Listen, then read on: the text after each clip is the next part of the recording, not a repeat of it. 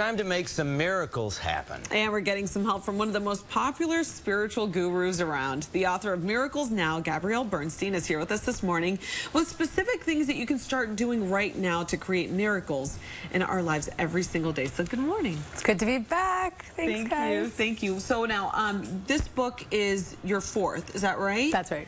And you have just been like really turning them out, and people are, you have, I mean, you have not stopped working. People are looking at you for spiritual guidance more than ever now. Yeah, I think people are really ready for it. They need direction, they need guidance, they need easy, tangible tools. And what I've been doing through all of my books is really demystifying these principles and expanding the spiritual lexicon and making it easy for people to take this into their life. Now, you hit rock bottom before you turned your life around. Do you think that people need to hit that point before they turn their life around? I don't think that you have to hit a rock bottom before you turn your life around, but it's usually at a point in our life when we feel we need to change. So that moment that we say, there has to be a better way, the moment that we say, is this it? That's typically when that great turning point occurs in our life. And it doesn't have to be a real heavy bottom. It could just be wanting to get off sugar or whatever it is. We were discussing that actually, which is a big addiction for a lot of people. Yeah, or just the economy. I mean, shifts in the economy where you are forced to make a change too. It could be shifts in the economy, it could be losing a job, it could be in some cases a lower bottom, or it could be a high bottom, you know, just wanting to change the way that you're living and the way that you're thinking. Well, now in Miracles Now, you say there's no mystery to turning your life around, and you offer 108 Yes. Okay, reasons why you can create your inner peace and find your purpose. So now let's go through some of those for people at home. The first thing you say is happiness is a choice. Yes. And so expand on that, because I think a lot of people get caught up in the rut of complaining. Yes, absolutely. Yeah. We create these stories that are quite negative, and those stories that we retell and repurpose become our reality. And so we have to take responsibility for our own happiness and start to change the story. So this first lesson, this is the first lesson in the book. Happiness is a choice I make, and that's really about taking responsibility for your thoughts and your stories that you're telling and the energy that you're putting out. Even King Solomon said, as a man thinketh, so is he.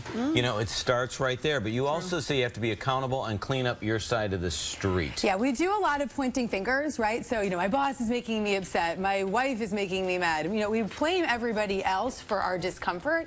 And so this lesson is really about taking care of our own side of the street, taking care of our responsibility for our own actions and energy and the intentions that we put into the world. What if your boss lives on your street? No. Maybe not on your side of the street. And then you also talk about the loving perspective.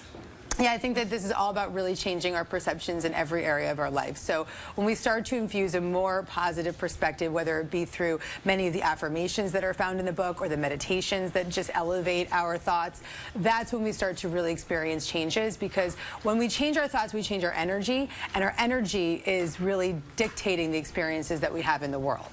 But you also talk about a spiritual toolbox. Yes. What is that? And then give us some tools. This book in itself is a spiritual toolbox. Absolutely. It's 108 tools that you can literally have in your back pocket that you can call on at any given time whenever you feel stressed out, whenever you feel angry, whenever you feel that you need a shift.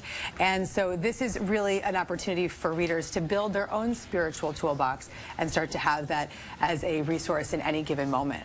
This is so, I feel like you really hit the nail on the head saying that people are ready for this now. Before, everyone was looking for a magic pill or looking for something. Now, people are really willing to take the time to find their spiritual happiness. Do you think there's like a movement on its way? Because we're in it. We're living in that movement now. You think it's happening now? Absolutely. I think that the world has hit enough of a bottom. You guys see the news every day. You know what's happening in the world. There's enough chaos. There's enough scarcity. There's enough drama. There's so much happening around us. We feel like we're in a pressure cooker.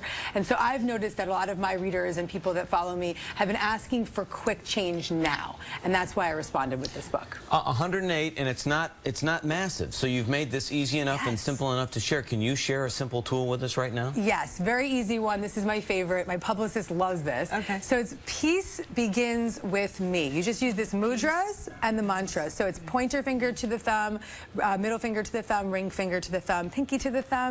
Peace begins with me. Peace begins with me. And the actual movement, I mean, forcing your body to do it? The mudras really actually elevate you, and they send a message to your brain, and they calm you down. And so peace begins with me. And this you can use on the subway if you're stuck in the, the train tracks, or if you're going to a meeting, or if you're going on a date. Peace begins with me. And you can't make a fist when you're doing that. Yes, there's no fist here. Yeah. Gabrielle Bernstein, we always love having you on the couch. Thank you so much for joining us this morning. And Miracles Now, it's on sale, so pick it up. And Gabby is kicking off her book tour this Friday right here in New York at the Middle Collegiate Church in the East Village. And we're going to have all the details about the event, the start time, so you can meet Gabby on our website, WLNYTV.com/thecouch. And we're going to post it on our Facebook page as well, because we want everybody to come. I love you guys. Thank you so much.